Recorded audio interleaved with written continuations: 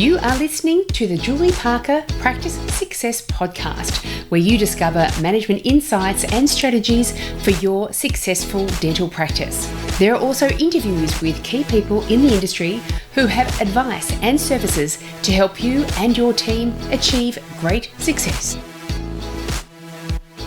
Welcome to this episode of the Julie Parker Practice Success Podcast. And I've got a really interesting guest here today, someone that I'm really intrigued to ask a number of questions and learn about his experience in this space.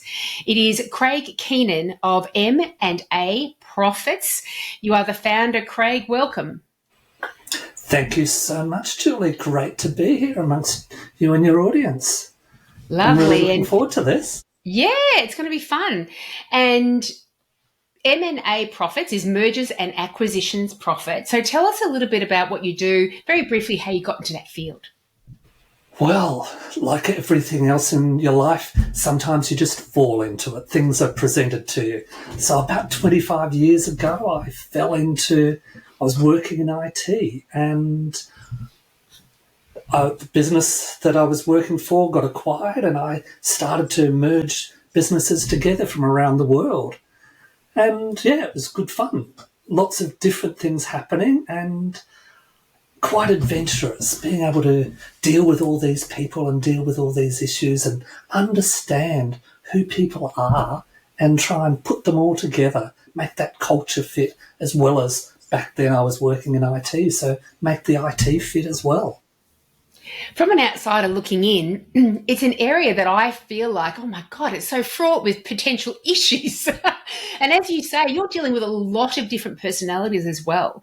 So It must have been quite a learning journey, just in terms of getting to know people, how to communicate, how to encourage them to possibly communicate more effectively as well. You got a lot of voices in that space. It is. And then within each of those channels, for example, you've got finance, you've got HR, you've got payroll, you've got property, you've got IT, you've got accounting. There's all these different silos of people and parts of the business. And even in a small business, you've still got those, just to a different degree. In a dental practice, all of those roles exist. They just exist at different levels and different intensity.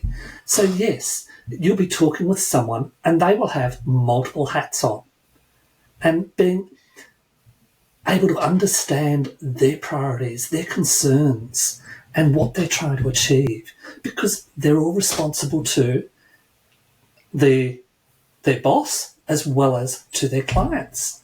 So yes, there are a lot of voices going on, and being able to do what my wife says that I don't do very well, and that is listen, but we won't mention that again, okay? Oh, I think it's a challenge for all of us listening effectively when we know the next thing that we're about to say, we don't want to forget it, so we keep it in our brain. The most important thing is not just listening, but it's the understanding these people, because you are literally dealing with people's lives and their livelihoods, their emotions. And recently, within my own domestic environment, my son has been made redundant through a merger and acquisition. And I can see the emotion that's involved there, how it impacts people. It is not how I would have done what has happened with him, but it really does bring it home to me as to how this can affect people and what you need to take into account and the necessities of it. Yeah. If you lose people and you lose their minds and lose their hearts, you've done it wrong. Simply put, you've just done it wrong. And there's the opportunity to do it better. There is. Now, I can't say that I've always done it the right way. But what I can say that is, after 25 years of doing this, I've certainly learned a lot. Yeah. And I always describe mergers and acquisitions, which is what I have done traditionally, as little brother being being absorbed by big brother. And then there's this template along there, and then there's someone with a hammer and chisel beating off all the edges around that template. In the past, I have been that hammer and chisel.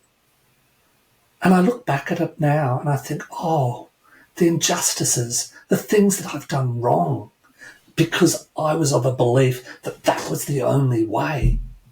It's not. Now, in Australia, there's something new that's come to Australia called Rollups. And that's quite different to a merger and acquisition. And people, oh, I know what that is. Well, I don't think that there's many people out there that do, because roll-ups are all about people understanding who the individual is and their goals, where they're limited, and how you, as a roll-up engineer, such as myself, can come in and open the world up to them, to give them new opportunities, to achieve their dreams. And so I've gone from that hammer and chisel now to working to achieve people's dreams.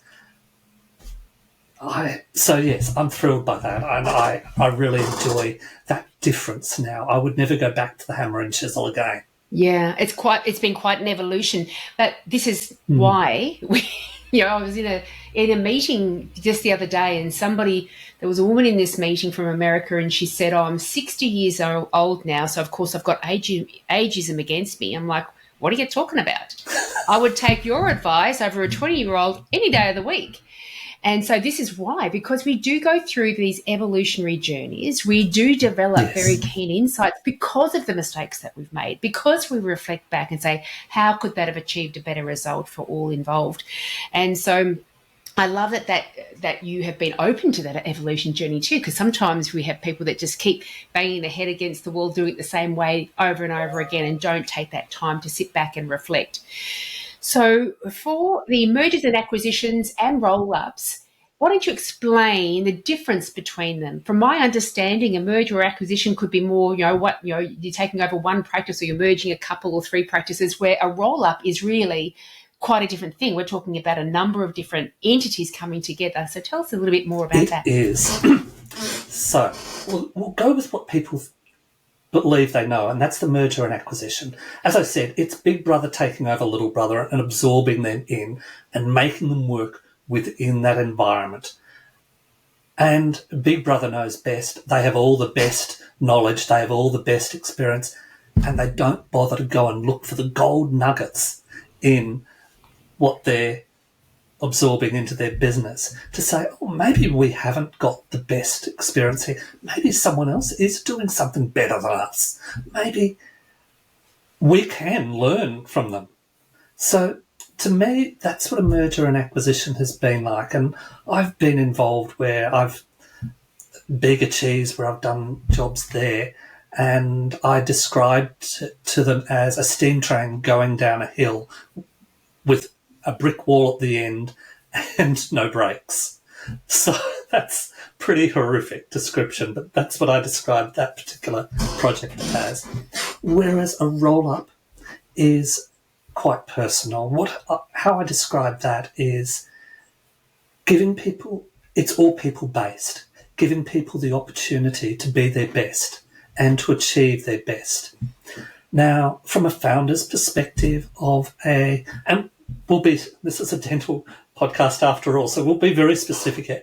A dental practice owner, they may think that, oh, I need to get out at some stage. So what do? I go off to a dental practice sales organisation, and there are some good ones definitely out there, and I list it with them and they sell it for me. Okay? That's the only way that they know how. No offence to anybody, of course, but I've spoken with so many dental practice owners, and nowhere in their course do they learn how to build a business. Nowhere in their course do they learn how to sell a business. It is not a part of their experiences and their learnings. So when they're doing this, best case scenario is they're doing it for the second time. Most likely they're only doing it for the first time, and they don't know all the options. Now, just a couple of weeks ago, I did an article and the 10 exit strategies for dental practices. Who would have thought there were 10? I just thought then, I wonder what those 10 are. I know, maybe 3. I'm writing it down, a note for myself to read that article. So there's 10. And then in the shower the next day, I thought, oh, I found another way. There's 11 different ways. Why? Because that's what I do. That's what I do. The dental practice owners have been trained intently on how to help people with their mouth. So you go off to a dental sales practice organisation. It's a bit like going off to a surgeon. They will find something to cut. Simple. If you go to a surgeon, there's always going to be something to cut, isn't there?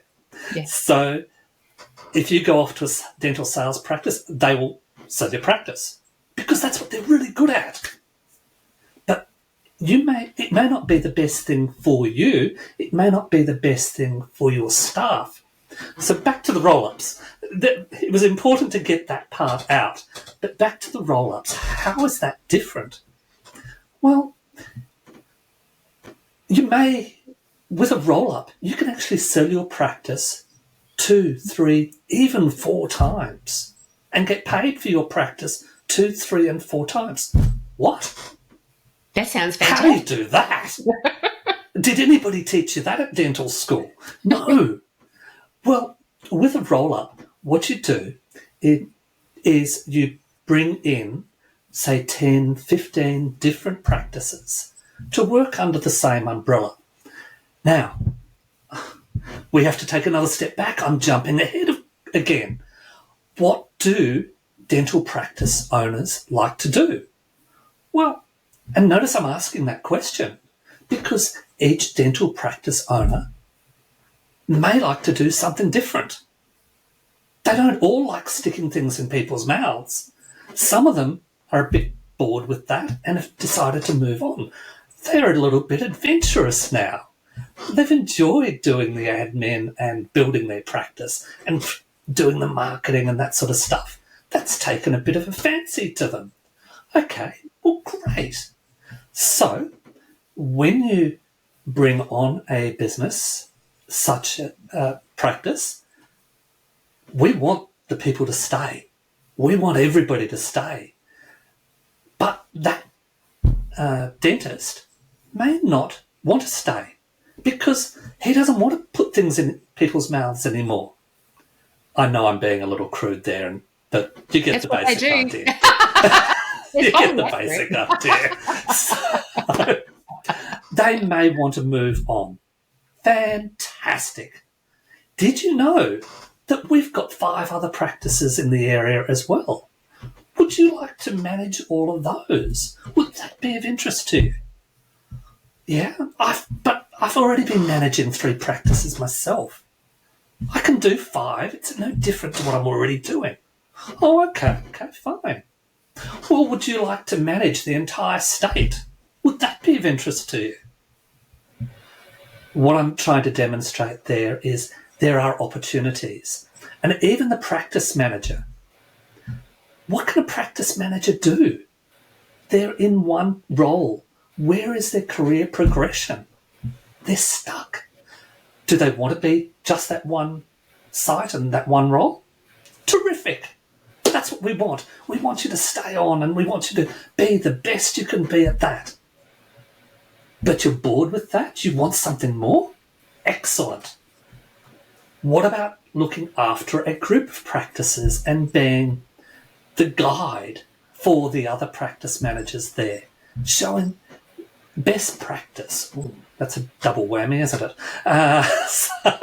But actually taking a more leadership role on a group. Would that be great? Learning what each of those practices do, their gold nuggets, and being able to spread that around to the other sites as well.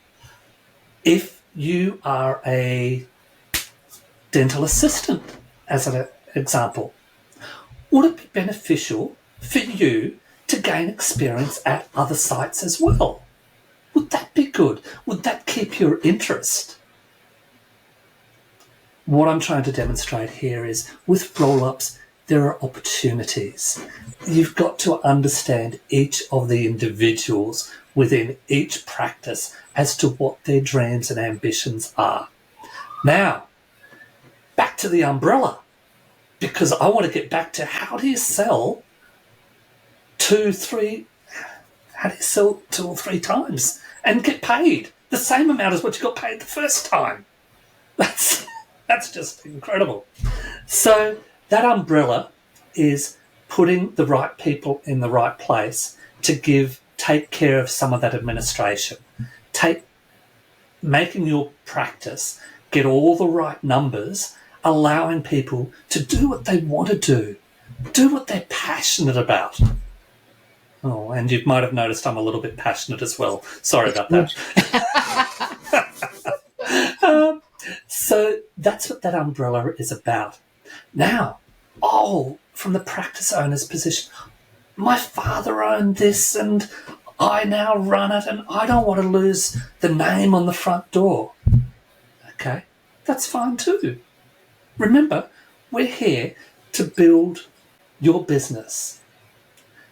Keep your name on the front door, but down the bottom, can you just put, and no branding intended here, but could we put Acme Limited dental practice group member down the bottom? Would that be okay? Yeah, sure. So there we go. It's about listening and understanding and appreciating who these people are, what they're trying to achieve. And then I'm going to get on to it, okay? Let's get back to the selling it 2 and 3 times. And just before you do, so it's a little bit, our roll-ups are a little bit different to corporates, what we would deem as the corporate ones, like Bupa, for example. Just tell us a little bit about that, and then I really do want to know how we can sell a practice. You're really stretching this out for them, aren't you? That's right. Building the suspense up.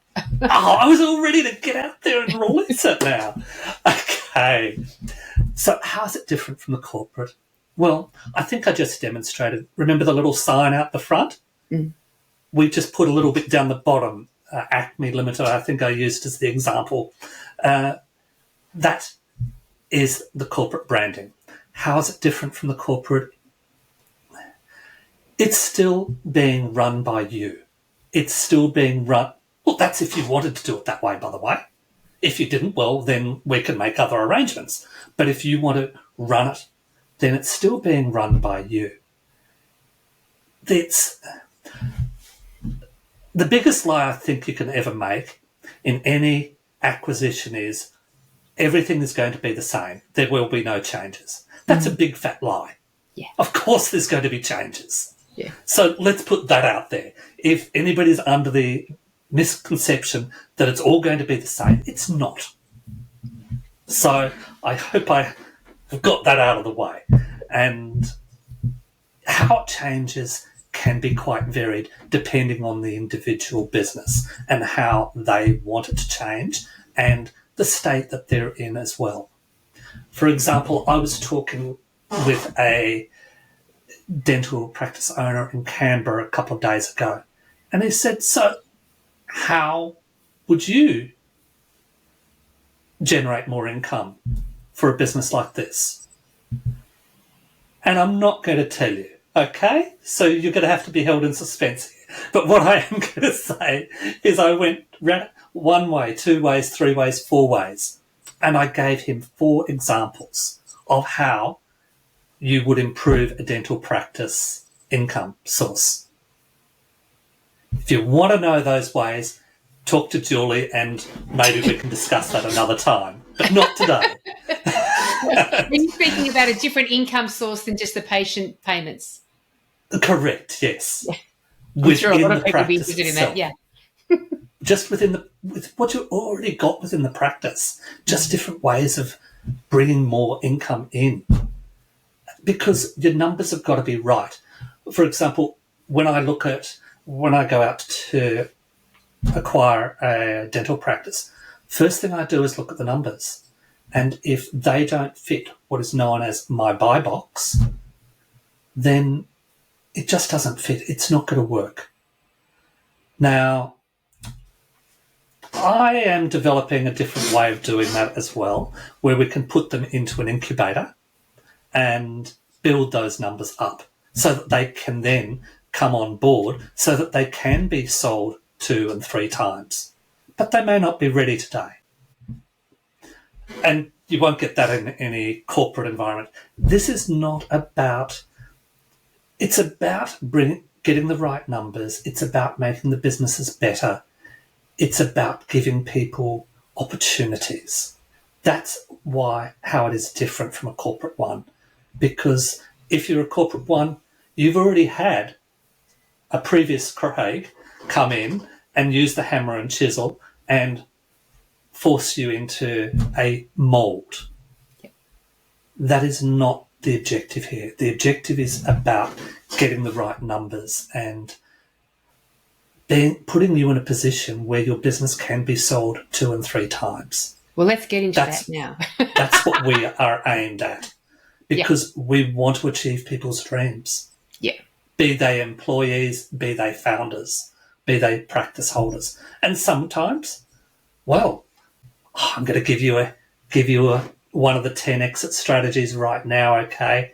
Sometimes it's just a management buyout, isn't it? Sometimes it's the people within the practice, the dental assistants and the like, that buy into the practice. Oh, that's one way of exiting, really isn't intriguing. it? That's a really intriguing thought, to get a bunch of the direct financial stakeholders as employees of the practice. Amazing. And then come and see me, and then we can sell the business 2 and 3 times, and they all benefit from that, financially as well as career-wise. So I just love helping people make their dreams come true. Beautiful, beautiful. And so it does sound like with a roll-up, there's more flexibility, and it is about encouraging those practices, if they choose, to continue functioning independently. However, they're enjoying the benefits of being part of a broader organisation, and you can start to centralise marketing and payroll and all bits and pieces.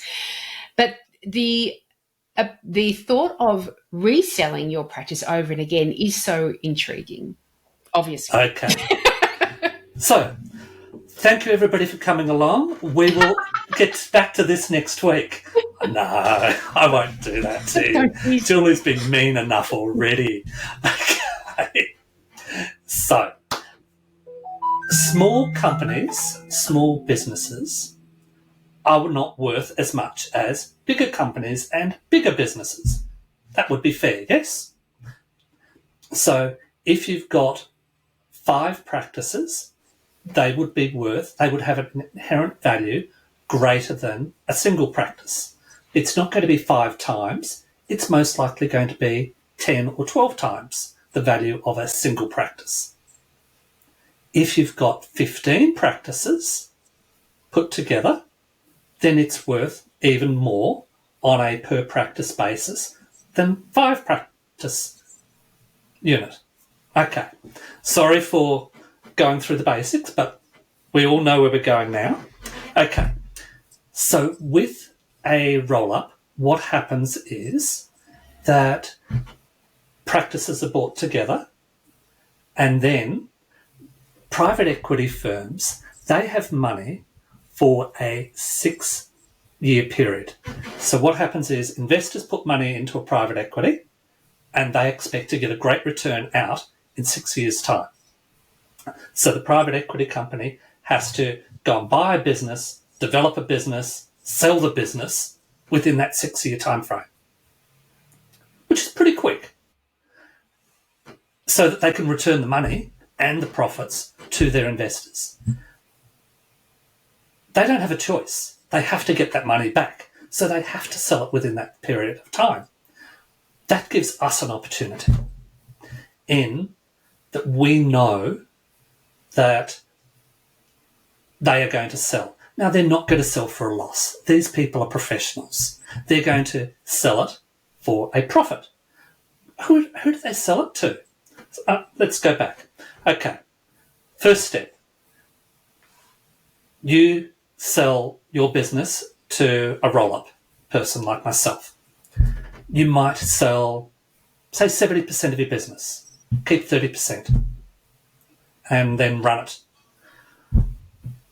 I then sell that to a private equity. I'm not going to sell it for a loss. I've already got the private equity sorted out. So I'm going to sell it for a profit, and because it's now a bigger unit, I'm going to get different multiples on my sales. So therefore, if you have sold it to me for 70%, you've still got 30%, that 30% is then going to be worth a lot more, isn't it? Yeah. Okay. What happens if you sell 10% of that 30%? When I sell it, so therefore you get paid a gain. Now, because it's worth 10, 12 times more at this stage, that 10% could be worth as much as the 70%, as an example. Yeah. Paid twice. Oh, with little fingers, you can see that twice. Now, 5 years down the track, remember, the venture capitalists, they're going to sell it to a bigger venture capitalist. 5 years down the track, they're going to sell it as a gain, aren't they? Yeah. You've still got 20% of yours, which is, yes, all the numbers are diluted down as they grow and that sort of stuff, and you need a nice little spreadsheet to work all this out. But the essence of it is, if you sell 10% of your business, of your equity in the original one, again, because the multiples are now bigger as well, and time has moved on, things have become more valuable, it's probably going to be the same as what you sold the first lot for, again, the 70%. Amazing. Sold it 3 times now, haven't you? Mm. And you've still got 10% of your original business. So wait again, and it can happen again. So you're getting paid every 5 years or so, 3 to 5 years, for your business. And you could very well be being paid the same amount as what you were originally paid. By the way, at this stage, you're probably not even in the business. You've probably gone off somewhere, built another business, and I'm really hoping that you've come back and you've knocked on Craig's door and said, hey, I've got another business here. Can you go and sell it for me as well, please? Can you do a roll-up for me? And that way I can get paid, instead of every 5 years, get paid every 2.5 years. There are opportunities there. As I said, it's about making people's dreams come true. The biggest payday of their life. And we can do that every 5 years. That's extraordinary. I've never come across anything like it. And it's amazing. Was it worth the wait? Oh, it was worth the wait. Because you tortured your poor guests. Yeah, that's right. It was definitely worth the wait.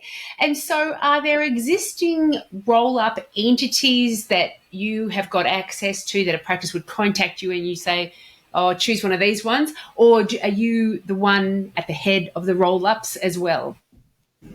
What I did was the very first thing that I wanted to do. I'm a cautious type person, so I've been running projects for several decades. Way too long to say now, I think. But so the first thing I wanted to do was get my finances in order.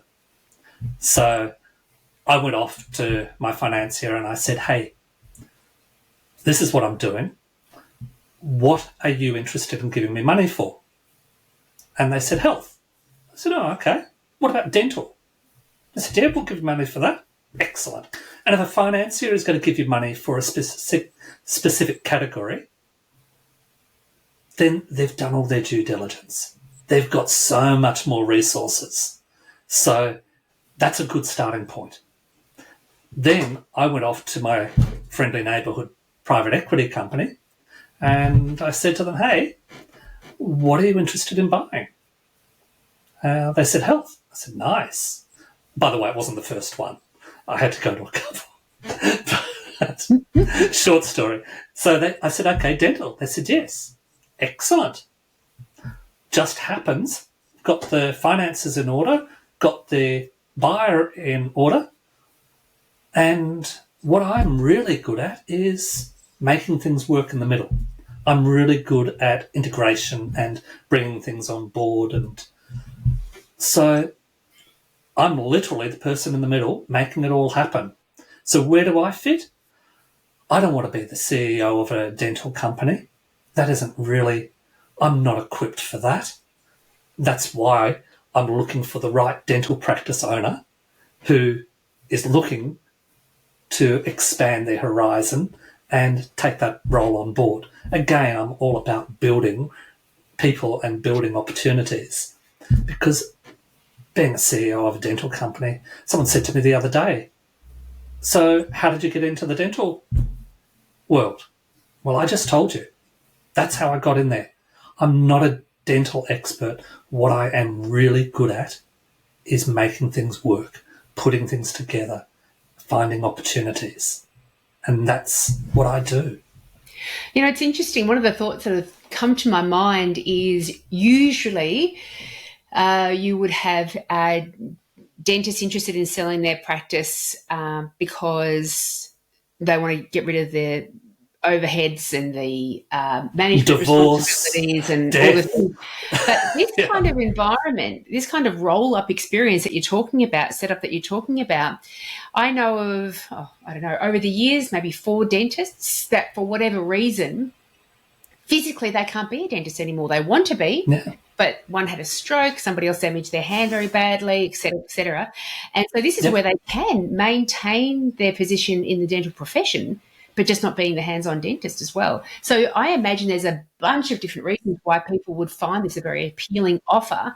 On top of that, you do get to resell your practice potentially a number of times. You're spot on there. But the one issue that you've got to think of there is this is all about exiting. Remember my 10 exit strategies over there. When do you start planning for an exit? And I literally had a LinkedIn message from someone today, and they said, oh, yes, I'm looking at exiting, but not for a few years. Can we catch up then? No. Just what I'm about to. That's totally the wrong time. When do you start doing it? You start planning now, because you don't know what's going to happen tomorrow. You mentioned, and I know it's horrendous to mention a word like this in today's political climate, but disability, divorce, death. There's a whole heap of reasons why people need to get out when they haven't planned to. You need to start thinking about this now, and you need to have a good-looking child rather than an ugly-looking child that people don't want.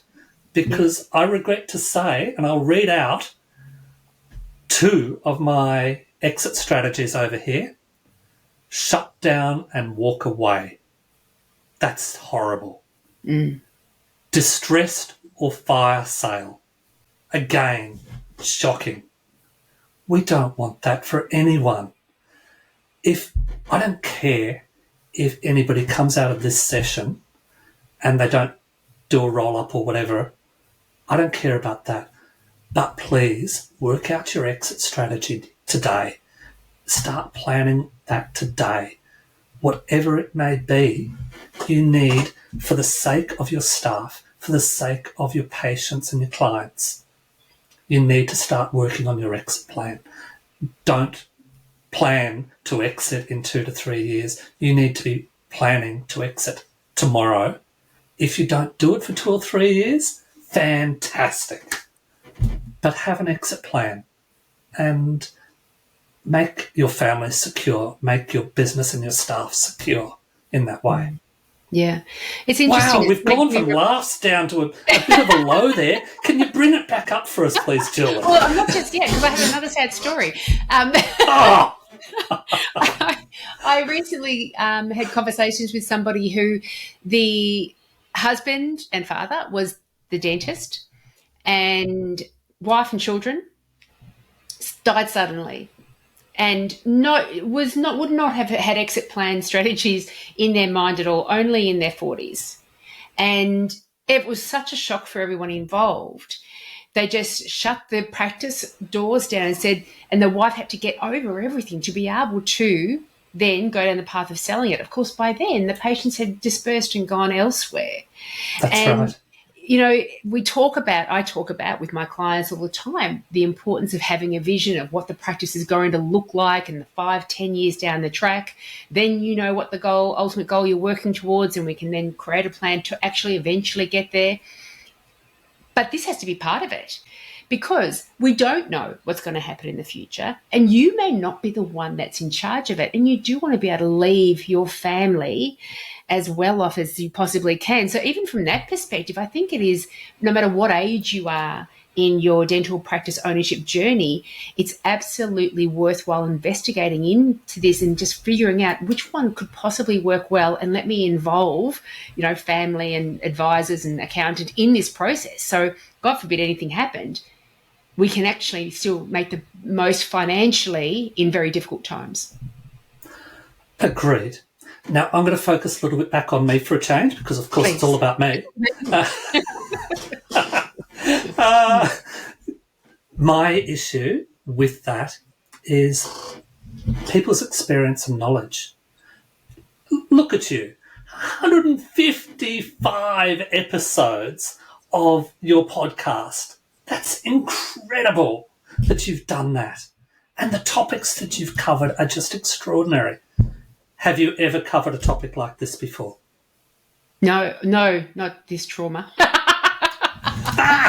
And not this sense of opportunity either. So that's my point. You are so experienced in the industry. You've done so much yourself. You know the entire population of the industry pretty much, and you haven't come across this. So what do the dental practice owners do? Remember, they haven't been trained in business. They have experience, but they haven't been trained. They're not going to know that this opportunity exists. They're not going to know about phased sales over times, delayed sale leasebacks, things like that. I see the eyebrows raised up there. What is he talking about? Well, yes, there are a whole variety of options out there that your financial advisor is not going to know about. Your accountant, who's been doing your taxes, is not going to know about this. And regrettably, your family are probably not going to know about this either. So look at the creative alternatives out there. We live in a different world now. Things have changed. This roll-up process, it's been going on in the US for decades. In Australia, it's less than 5 years old. Wow. It's so young. Yeah. Why? Because we just haven't come to grips with it. It's possible. It's there. It's happening every single day. I was literally chatting with someone yesterday who did a $20 billion roll-up. Woo. Sorry, I said 20 billion.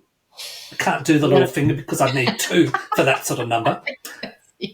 Roll-up. And that happened in Australia. I said, what? I said, I didn't know about that. How did that happen? And then we went into some details. This is happening whether you know about it or not. And even I didn't know about it. A $20 billion one last year. Amazing. So, yes, that blew me away. Yeah. Well, let's have a quick talk about, I know we're running out of time, but let's talk about the fact that there are some great benefits of entering into this outside of just the financial. And as my magnificent husband, Australasia's passion provocateur, Charles Coves, always says, with any situation, there's equal number of benefit and drawback. And so, of course, as you mentioned earlier, there are going to be drawbacks. Yes. And there are going to be things that aren't going to be all on your side. That's life. That's part of your current practice ownership experience as well. Let's talk a little bit about the benefits and drawbacks so people are more aware. Let's go with drawbacks first, so we then leave on a high with the benefits. So what drawbacks have you seen? Okay. The drawbacks are, yes, there will be loss of control in some areas. Now, in Australia, we have Dental Innovations that does some really good purchasing sides of things and giving great discounts there. So they've got that covered. But from an accounting perspective, the reason your business is in the situation and got the numbers that it's got right now is because of your current knowledge, your current skill sets. Sorry to say that that's the way it is. If you could put industry best practices in there, your numbers will go up. Now, the people that you've got, they're too busy. They're flat out like a lizard drinking, trying to do their own jobs right now. They haven't got the time. So therefore, yes, there will be a loss of control in that there will be better practices brought to bear to help your business run better. And yes, it will be different. That's the way. But if you're trying to achieve your goals, you're trying to achieve your staff goals, then changes will have to be made. There's no doubt about that. People don't like changes. But what are the benefits that they're getting out of it? Oops, we're not talking about that yet. That's we a few minutes' time, isn't it? We can address every drawback with the benefit. That might actually work even better. Because I was thinking to myself, a lot of dentists don't wake up every morning and going, "You beauty, it's payroll day. I get to go through all the zero and they're my job today. Woohoo!" So yes, you lose that element of control, but the benefit, you don't have to do it anymore. That's right. So write a list of the things that you don't like. That's what I always say to people. Let's fix those. Let's put a program in place to fix those. So that, tell me what you do want to be doing and what you do want in the future. You asked that question earlier. But 5-year plans in today's world, seriously, they're tough. You can't go past 5 years. You can't get to 6 years because we can't think, who would have known that Trump was coming on board? So, yes, you can't think that far ahead these days. But I would say that's the biggest downside, is that there will be some loss of control. Now, naming, branding, that sort of thing, that may be an issue, concern as well. I think we already addressed that. There are ways around that. Now, we've seen that done before, and that works. And to be perfectly frank, what we've come across is 5 years down the track, the founder comes and says, "Hey, look, can we switch over now? This just isn't working any longer." But that isn't for me to dictate. That is something that will come about through time. And there are things that will come about through time. When you do this, yes, there is a lot to learn and there are changes made. But with time, you grow accustomed to those. And there will be loss of staff. Now, with an M&A, and I was talking with Chisel, there is 20 to 25% loss of staff in the first year. That is the accepted number. Now, I did a group of aged care facilities recently. There was 5% loss instead of 20 to 25. It's because of the approach I take on people these days. I didn't used to be that person, Julie. I didn't. Yeah. But now I am, and I've seen better ways of doing things. So there will be loss of staff. Some of that loss of staff will eventually be the founder as well. And we addressed that earlier on as well. Please go out and build another business. Then come and knock on my door. Let's do it again. Yeah, that's it. And I think that people element is just so very important with your aged care, with dental, with any form of health. We're talking about a group of individuals that have chosen their profession overwhelmingly in the majority because they like to care about other people. And that's where their niche is. That's where their joy is. And yes, you talking about taking the hammer and chisel and chiseling off the corners and putting the people more in a chessboard situation where they're these little inanimate objects that you just move around so it works well for the business overall. It is putting the people that are in those positions that feel that that's what's going on, they'll leave. But also the ones that stay and they then go up to some sort of management position, that's not their natural style. And they feel, in lacking integrity in managing their own team members that way. So I am really thrilled about your focus around people, and that if we make it that the patients and the people, the employees, are nurtured and placed as a high priority, then you will have a profitable enterprise because you're looking after the people that make it up in the first place. My little sister is a receptionist at a health facility in Tasmania. She doesn't want a promotion. She doesn't want any more responsibility. She'd much rather jump on a bicycle and go for a ride for 200 Ks every day. That's her goal. She just wants to turn up, do a job and walk out the door and not think about it again at all. That's an option. But we need to know it's about the people, finding the right people, the right positions, the right future. And that's the difference. There was a high.